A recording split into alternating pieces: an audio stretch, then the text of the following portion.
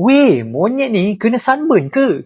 Haha, bukan. Nama dia Kakejau calvus atau uakari botak. Monyet ni hidup jauh dalam hutan Amazon dekat Amerika Selatan. Sekali pandang memang nampak pelik gila. Kepala hampir botak, muka merah terang, bulu badan pula putih panjang macam orang tua. Tapi sebenarnya, muka merah tu ada fungsi penting tau. Saintis percaya warna merah tu menunjukkan tahap kesihatan dia. Lagi merah muka dia, lagi sihat monyet tu. Kalau dia sakit atau kurang sihat, muka dia boleh jadi pucat. Jadi, dekat dunia uakari ni, muka merah tu macam simbol aku sihat. Yang menariknya, walaupun dia monyet, ekor dia pendek gila.